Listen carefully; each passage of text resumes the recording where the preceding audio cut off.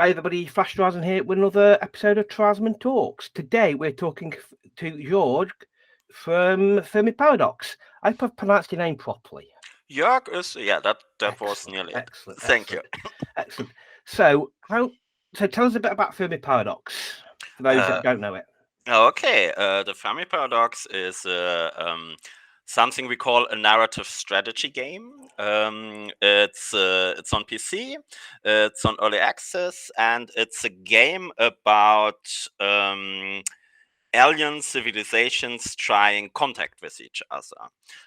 And the big difference to other strategy game is that we go more into the, like, let's say, god game direction, where you are, as a player, an entity that we call the galactic gardener that kind of influences all civilizations in the galaxies and try to um, positively push them in a direction that alien contact is actually possible.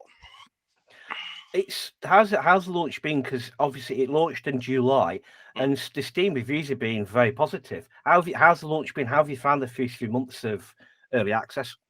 Launch was good.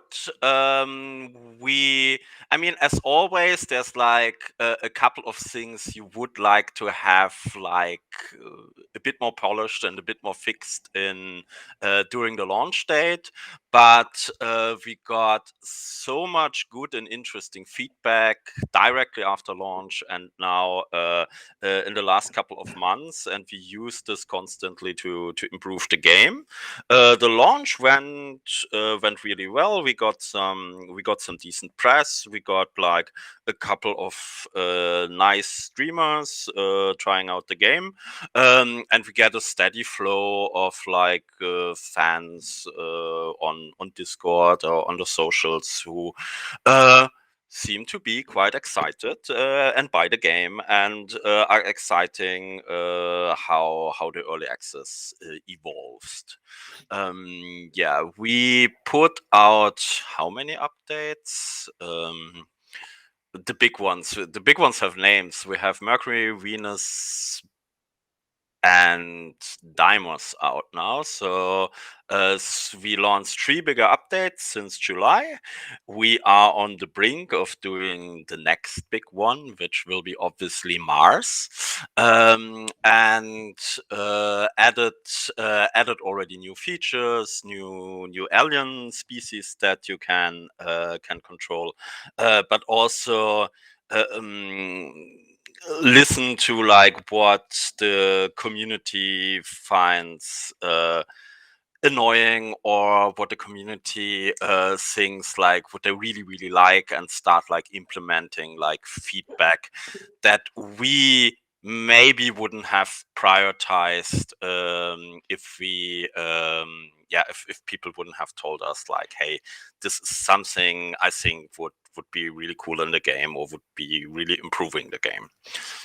Is Discord your main social driver? So for fan feedbacks, is it your Discord where you get most of your feedback? So if people wanted Yes. to Yeah. get involved, it will be through your Discord channel.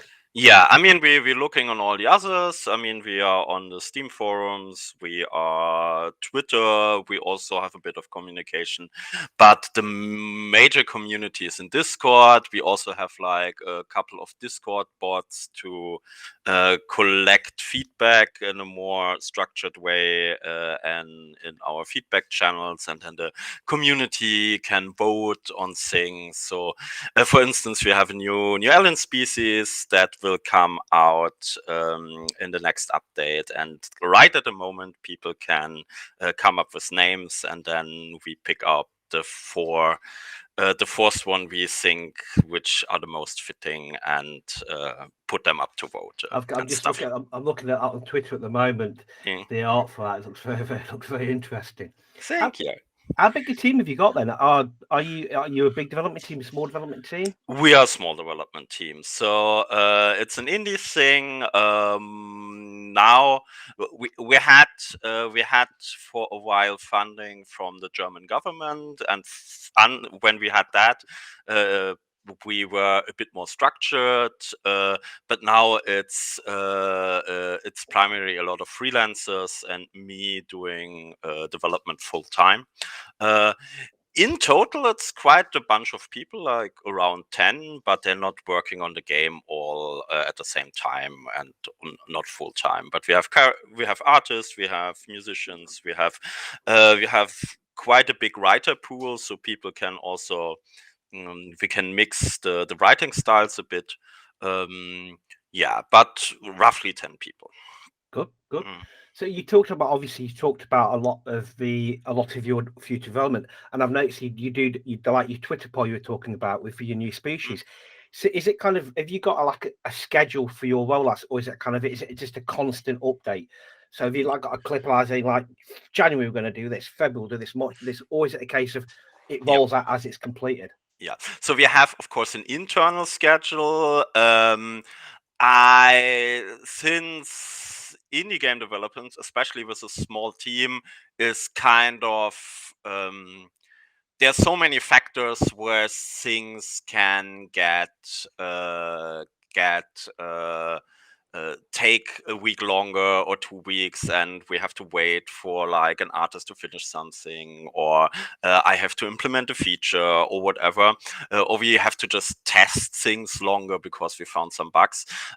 So we don't really commit to dates. We try to have an update each month, but sometimes it takes longer. For instance, in November we didn't had a real update, but we had one like late October, so that's okay.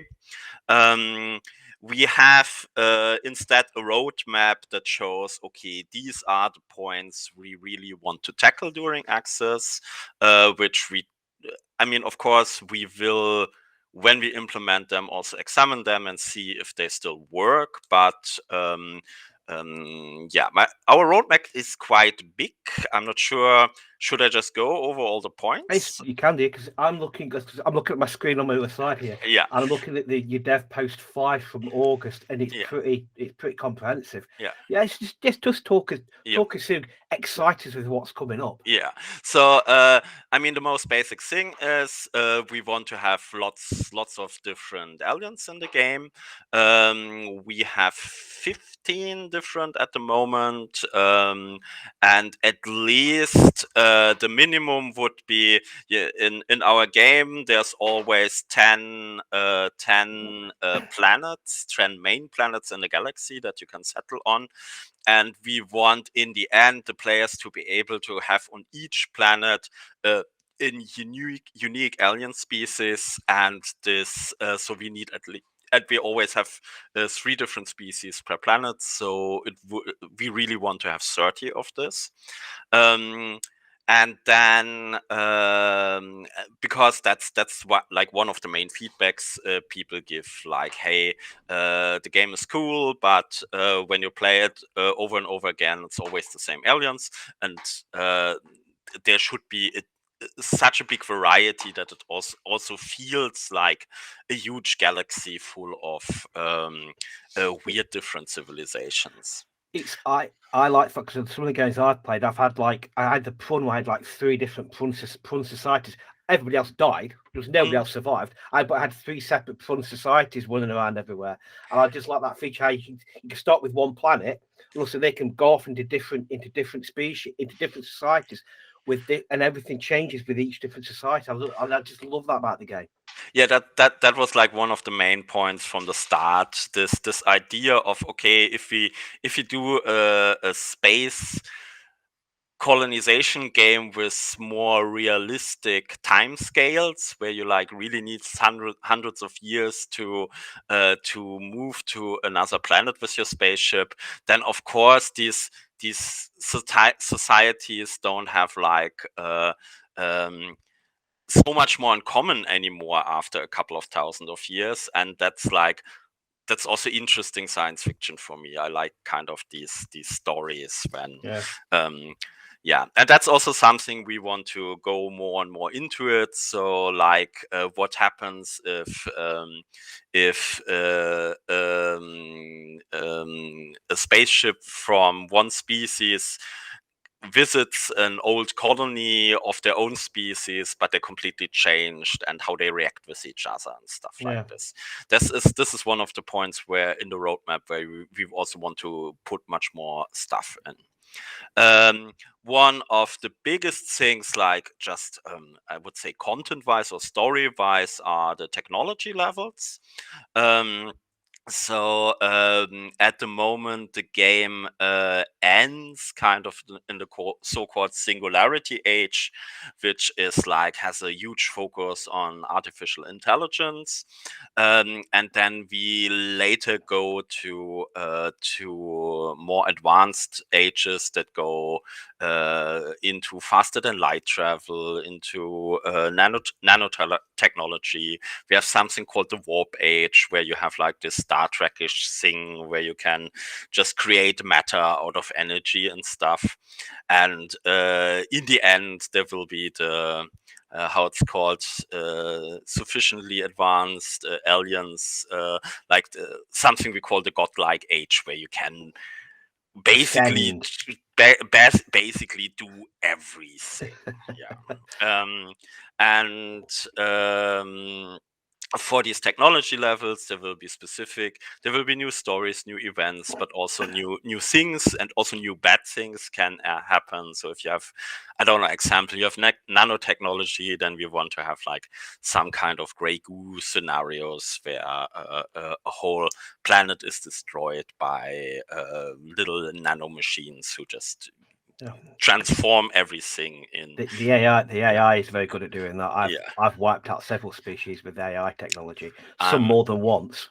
That is the risk. At the moment, also the game has like only one type of good ending, where you basically manage to, a little spoiler, when you manage the good ending, you build an Ansible network, so then finally planets can communicate with each other over the entire galaxy. And that is like where and we want to add much more endings of this. Some of them are more technology based, some of them are also not that positive. I've discovered one of those as well. I've discovered one of those. Thinking, well, this should be a nice ending. Oh no, it's not. I've discovered that one. What was the biggest feedback we got in the beginning is that the civilizations all feel a bit the same.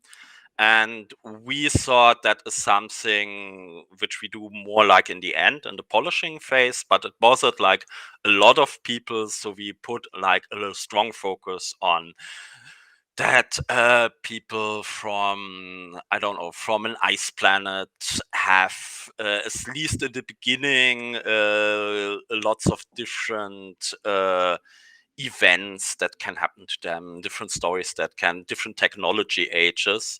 And this is something we had like a strong focus on in the last couple of months. And in the next update, there will be the ocean planets. So we will have civilizations that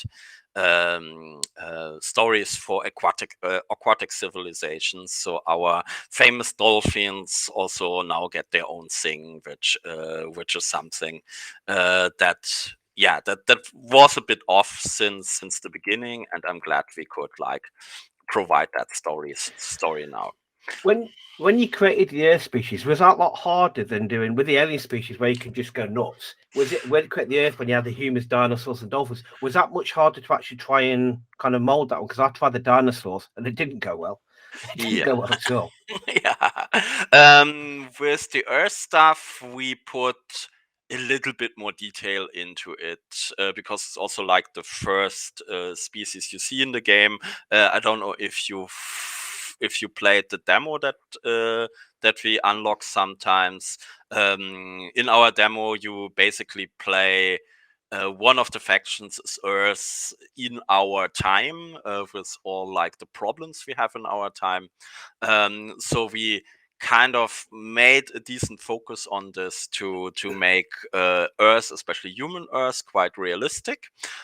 Also, you see when you see the characters, we put a little bit more detail in it, because with aliens, you can always say, okay, there's an aliens. We have a couple of different pictures for our aliens, and those have like tentacles on their head, and those don't have, and those have a little bit of different color or whatever. But with humans, you already have a lot of cultural associations with that, so you have to do a little bit more artworks with humanity. So yeah, we always put like a little bit more work into the humans, but it seemed to work off. The people like playing the humans, but they're also really excited if they can go for dolphins or dinosaurs or I thought, well, let's see what happens with the dinosaurs. And like I said, yeah. we ran out of resources very quickly. They didn't last very long. Yeah, that is they are greedy, so it's you have to handle that, to counter this a bit. Yeah. Quick look on the roadmap. There's like one major feature that needs a lot of love. That is the interstellar contact. So when you finally meet with a spaceship, an alien planet, we already have something there that can happen, but it needs much more variations and much more detail. Also now, basically, you can meet and either trade or lift each other up or have a big war against each other, but we don't have like a little bit more things that keep a bit longer. So what happens if aliens settle on a planet where another species already is, or if they catch them and put them in a zoo or whatever, like all these first contact tropes. A couple of them we put in there.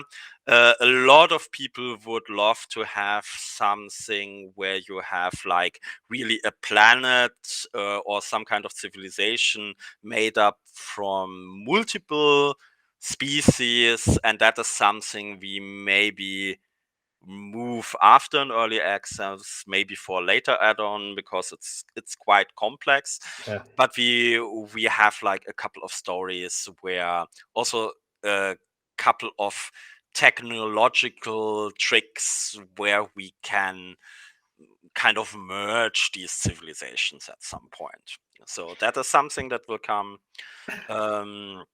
I'm looking. Yeah, of course, you played a lot with AI.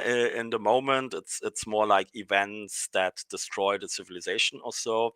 But also, at some point, of course, we need synthetic life, like some kind of robots or nanotech or energy beings or whatever that are created by a civilization, and that maybe get their own will and spread through the galaxy and stuff like this.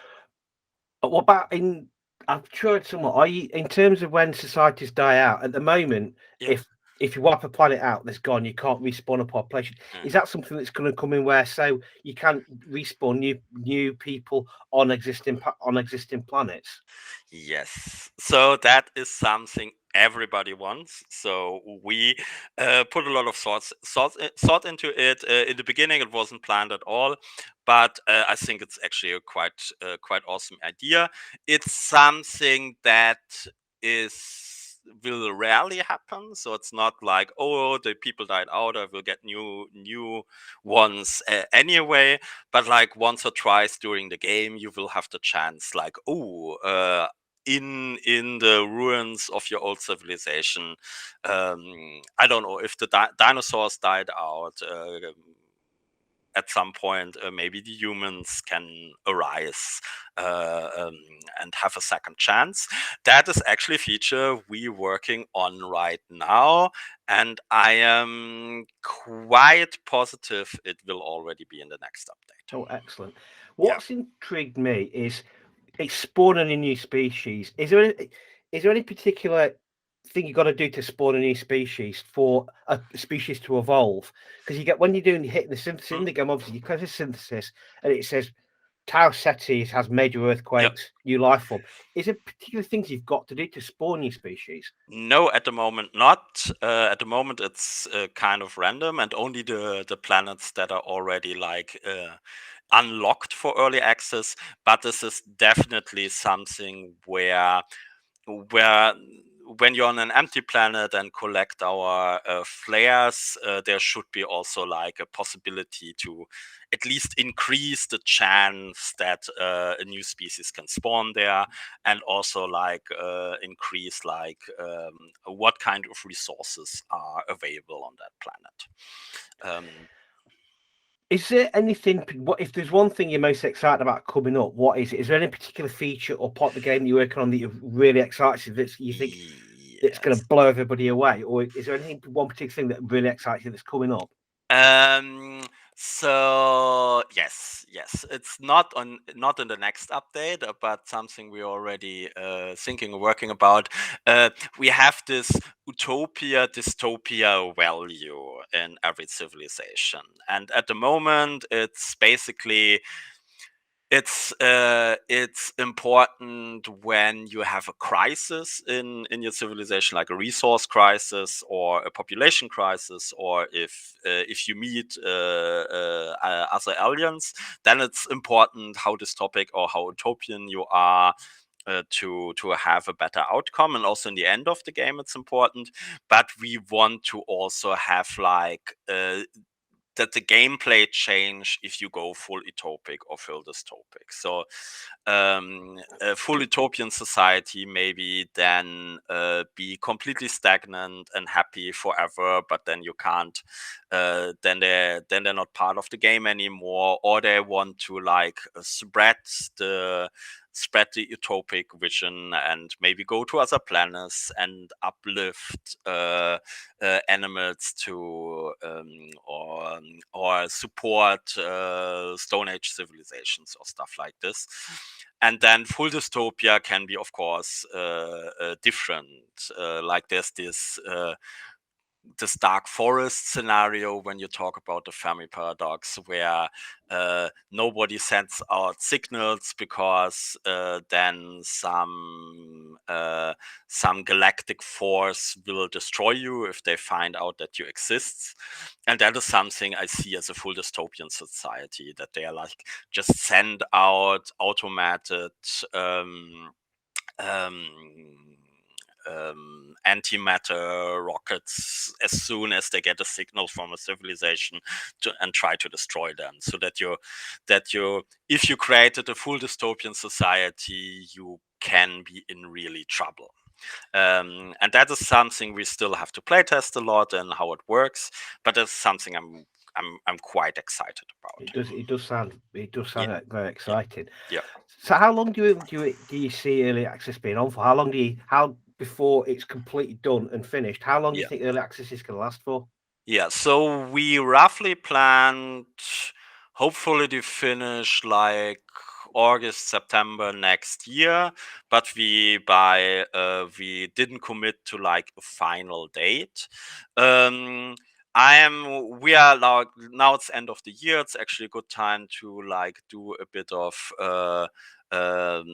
looking back at the last months, in terms of making art, making music, the texts. We are quite on schedule, and to a certain point, even more than we planned. So that is really good.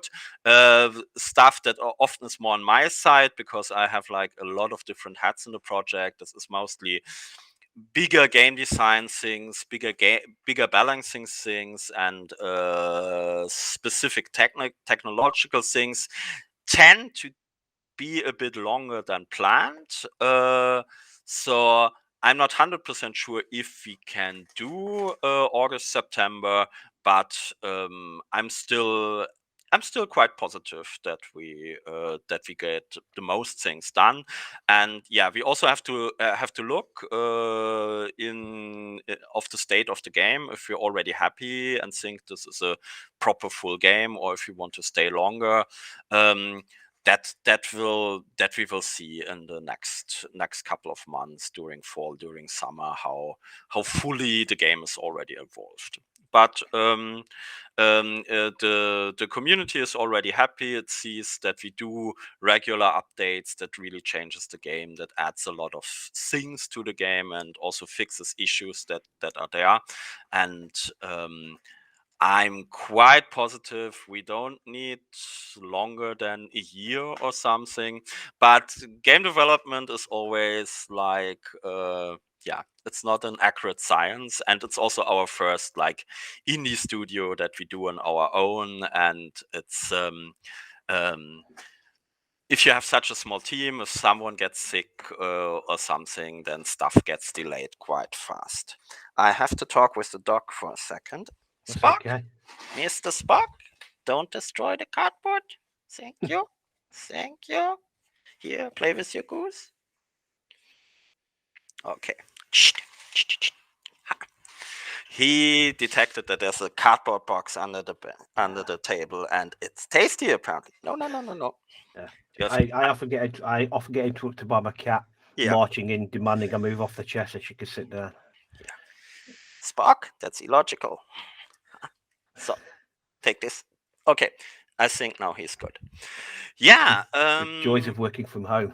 Yeah, that is awesome. Yeah, especially with the dog. It's really good. I mean, now we have like a quite big corona wave in Germany, so working from the office wouldn't be a good idea. No. Anyway. No. So, I work from home myself as well. yeah. So, are you from a technical background then?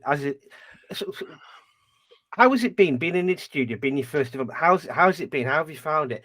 Are you from a development background, or is this completely new to you? No. I'm doing computer games since forever, but like as a grunt, like as an employee.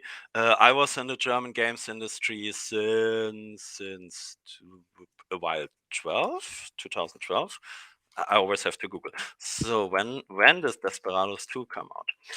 I worked on a couple of games in the beginning as a programmer. No, of course, in 2012, 2006. It's been much longer. Of course, I mix things up.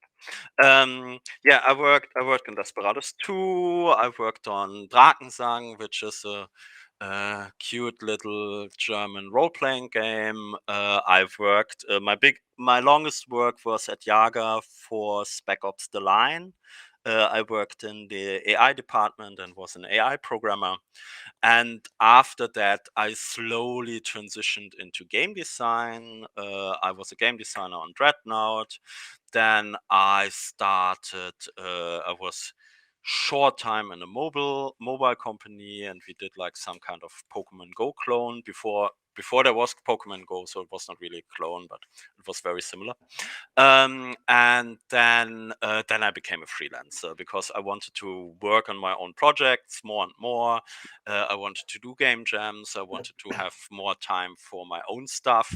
And then quite quickly, at least the first like little prototypes of Fermi evolved, and then I found slowly a team and went into the process of getting funding from the German government, which took a while. And then in the meantime we made more and more prototypes, which we could also show on events. I mean, before Corona, there was like a lot of little indie game developer hangouts in Berlin, and you could just show up with your laptop and show a version, and then look how people play. And we gathered a lot of feedback that way. Yeah, and at some point we actually got the money. We got also some support from Wings, which is a diversity fund from Sweden. And yeah, then I had to form a proper company and get a proper team. And since a good year, we are working on this like for real, and I don't do anything else anymore. Doc? Is Berlin quite a vibrant gaming? Because I've seen there's 2 or 3 games I've played Mm. that are from developers from Berlin. So is it quite a vibrant game? As you said already, is it quite a vibrant area for games developers in Berlin then? Yes. I mean, I'm in a place, not now, but normally when I'm in the my office is in a place called the Saftladen Game Collective, which is basically a big co-working space where a lot of game people are there, and I don't know, we support each other and uh, hang out and share an office space. That's really nice. Doc. Um, that's really nice. There are the people. There's Machine Man who made Curious Expedition. There is Stefan who made Death Trash. Imagine Earth, like a lot of really nice good games. And then there's like, especially in the indie space, a lot of interesting stuff going on in Cool, Berlin. brilliant. Yeah, and Yeah, there's my former employer Jager, who's yeah. still doing like kind of AAA games. Ubisoft has an office in Berlin, so it's kind of a vibrant scene. Brilliant. So I'm yeah, Berlin is good, and like a lot of people move to Berlin at the moment, and or moved before Corona, so it's exciting. I had my honeymoon in Berlin. It's a beautiful city. Oh, It's nice, beautiful. nice. Yeah, very nice city. Yeah. Yeah. Anyway, thanks. It's been a really interesting chat. It's been fantastic. Yeah. Thanks for taking the time out to speak to me. Of course, of course. And I'm looking forward to the next few updates. Yes, And of we'll course. see how it So goes. yeah, so yeah, we will have something very, very soon. So I'll put in the description links to Discord, to the Steam page, Mm. and then any other links you want me to put into the Uh, description. Just drop me an uh, email. yeah, I wrote in the email. It will be Twitter. We are on Yeah, GOG on Good Old Games now. Probably also a link for the people who don't like Steam. Yeah, I will cool. So write you all. look in the description. All the links will be in there. Yeah. Anyway, Okay. thanks very much. It's been lovely speaking to you. Yeah. It's been great, and good luck with the rest of the development. Thank you. Thank you. Excellent, Okay then. brilliant. Okay, thank Okay. you. Have a good Bye. time. Bye bye.